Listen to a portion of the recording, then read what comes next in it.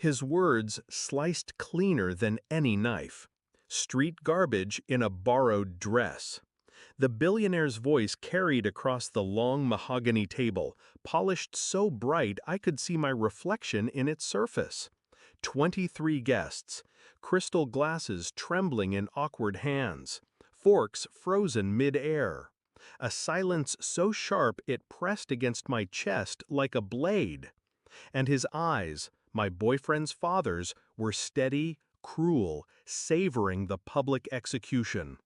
I rose slowly, my heart pounding like war drums. But on my lips a smile bloomed, because this wasn't humiliation, this was the cue. I remember the first night I met his son. A rooftop bar, golden lights spilling across the city. He had leaned against the railing, champagne in hand, speaking like he owned the skyline. For a moment, I thought he did. But his laughter was soft when he looked at me, human, almost kind.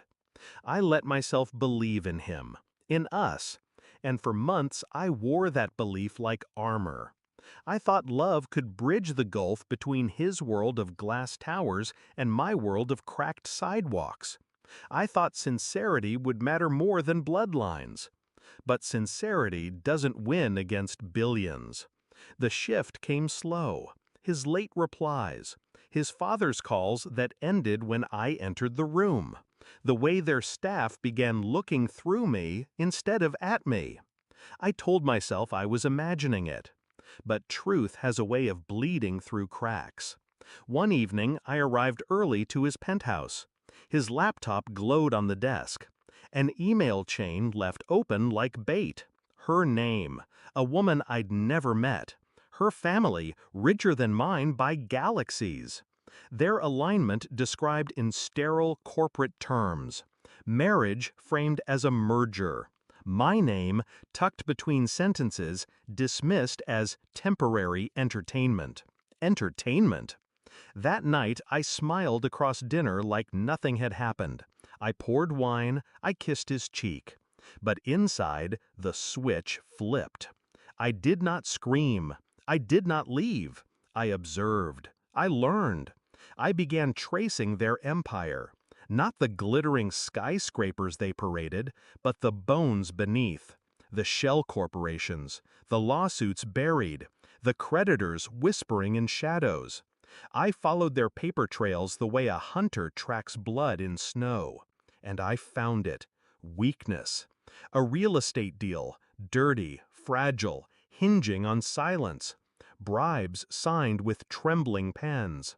If exposed, it would burn their legacy to ash. But timing is everything. So I smiled at the patriarch in boardrooms, laughed at his cruel jokes, even let him call me charity case to my face. Every insult was gasoline I stored for the fire to come. And now here we were. His insult had dropped into the room like a grenade. The guests, politicians, bankers, influencers, shifted in their seats, unsure if they should laugh, cough, or choke. I stood tall, the silk of my borrowed dress whispering against my legs. My smile widened. "Funny," I said softly, not loud, but clear. A whisper in a hall where whispers start wars. I set my glass down. Because street garbage doesn't usually own half the land your new development is built on. The air fractured. Heads snapped toward me. His eyes flickered, just for a second. He hit it fast, but I saw. I leaned forward, calm, deliberate. I warned the city council that your permits were forged. They didn't believe me until I sent them copies of your private accounts. Offshore, untaxed. Gasps rippled down the table. I stepped closer, placing my hands flat against the gleaming wood. By tomorrow, headlines will brand you the king of fraud. Investors will scatter, banks will freeze. Your empire will collapse before dessert is cleared. He tried to speak, but his lips only trembled. His son's face drained pale beside him, betrayal cutting in both directions. I straightened, adjusting the strap of my dress. "Street garbage, you said?" My voice was soft, cold. Funny thing about garbage, it knows how to rot empires from the inside. The room erupted. Chairs scraped, guests whispering in frantic waves. Some fled, some lingered, hungry for the bloodbath. I turned my back on him, on them. My heels echoed against marble as I walked toward the door, every step steady, deliberate, final. I didn't look back. I didn't need to, because I knew by sunrise their name would be poison, their legacy, ashes. Do I regret it? No. Love blinded me once. They thought cruelty would break me, but cruelty sharpens.